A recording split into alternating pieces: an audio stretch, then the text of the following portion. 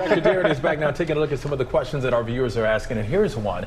Why do I keep getting skin tags, and how do I remove them? I didn't know you could remove them. Is it safe? You shouldn't. Why you keep getting them? Skin tags often develop.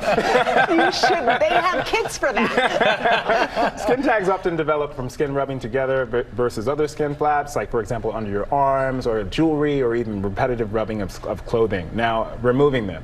There are a lot of devices that you might see on your timelines. Even I see them removing skin tags quick and easy. There's a reason why we caution against this. Number one, there's no FDA approved form of removing a skin tag. It might increase your risk of scarring. It might make it more unsightly than it started in the first place, and then delay a diagnosis of cancer if you just don't know. It might not be a skin tag. So it's important to get it checked out and get it evaluated. I know many people ask this question, and I know even though I said that, people are still going to try. Get off TikTok and talk to your doctor. They sell those kits on Amazon. And they look very easy to use, but you might end up with a bigger, more unsightly scar than you started with. So you got to be careful. See the doctor instead. Your prescription for wellness.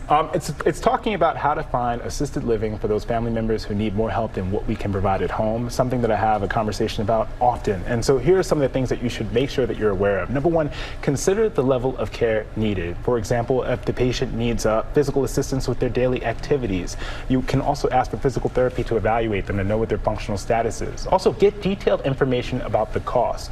You can check for Medicare and Medicaid coverage, and even check for your long-term health care insurance to see if it covers that cost. And visit the facility and talk to the staff. I think one helpful question is to ask how many staff members are per resident. That helps you to understand the level of care needed. And then other questions you should ask for licensing and special policies. For example, how do patients get to medical appointments? What are the visitation policies? These are the important questions to ask at the beginning of that journey. Yeah, such a difficult journey for so many families. And it's a growing population, more and more people taking care of those that they love at home. All right, Doc, thanks for the advice. We appreciate it. And folks, we would love to hear from you, so please hit us up on Instagram with all of your medical questions for Dr. Darien at ABC GMA3.